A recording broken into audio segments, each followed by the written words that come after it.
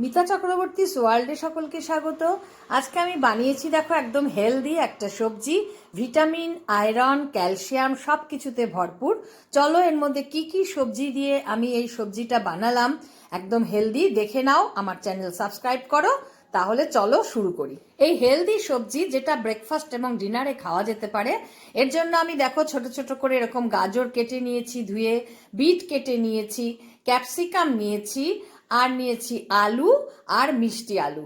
এই সব কিছু দিয়ে এই হেলদি সবজিটা, যাতে ক্যালসিয়াম, আয়রন, ভিটামিন সব আছে। আর নিয়েছি ছোট ছোট করে পেঁয়াজ, একটাই পেঁয়াজ নিয়েছি, আর একটা কাঁচা লঙ্কা। এটা খুবই হেলদি একটা সবজি। চলো, এটা খুব ইজি এবং তাড়াতাড়ি রান্না করা যায়। তাহলে এবার আমি কড়াইয়ে তেল দিয়ে দিয়েছি, তেল গরম হয়ে গেছে। এর মধ্যে প্রথমে আমি ছোট ছোট করে কেটে রাখা যে একটা পেঁয়াজ নিয়েছিলাম সেটা দিয়ে দিলাম। সেটা দিয়ে একটু নাড়াচাড়া করে এর মধ্যে দিয়ে দেবো আমি একটা কাঁচা লঙ্কা। একটা কাঁচা লঙ্কা দিলেই হবে, ঝালটা তোমরা তোমাদের পছন্দ মতো খাবে। কেউ বেশি ঝাল খেলে বেশি লঙ্কা দিতে পারো। তো হয়ে গেল, ঝাল কম দিলে বাচ্চারাও খেতে পারে, যেহেতু এটা একটা হেলদি রেসিপি, সেই জন্য। পেঁয়াজটা একটু ভাজা হয়ে যাওয়ার পর আমি যে সবজিগুলো কেটে ভালো করে পরিষ্কার করে ধুয়ে রেখেছিলাম, সেই সব সবজিগুলো, আলু, ক্যাপসিকাম, গাজর, বিট, মিষ্টি আলু সব কিছু একবারে তেলের মধ্যে দিয়ে দিলাম। এটাতে কিন্তু খুব অল্প জল লাগে এবং এটা একটু নাড়াচাড়া করার পর এর মধ্যে শুধুই দেব কিন্তু সামান্য নুন, হলুদ, এছাড়া আর কিছু কিন্তু এর মধ্যে প্রয়োজন নেই। তো একটু যখন আমার সবজিটা নরম হয়ে আসবে, তখন আমি এর মধ্যে দিয়ে দেব স্বাদ মতন লবণ।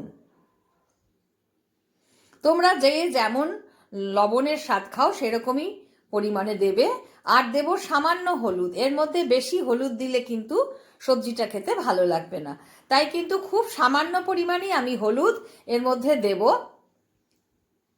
যাতে হলুদের কোনো গন্ধ না থাকে। হলুদ ছাড়াও তোমরা কিন্তু এই সবজিটা বানাতে পারো। এটা বাচ্চা থেকে বড় প্রত্যেকেরই কিন্তু খেতে খুব ভালো লাগবে।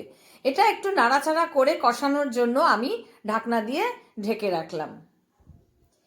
এবার আমি এই ঢাকনাটা খুলে দেখে নেব যে কতটা সবজিটা নরম হলো।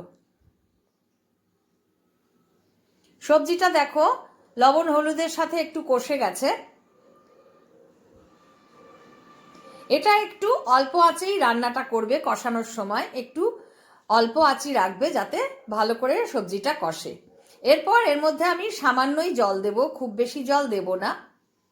দিয়ে আবার আমি কিন্তু এটাকে ঢাকা দিয়ে দেব সমস্ত সবজিটা ভালোভাবে সেদ্ধ হওয়ার জন্য।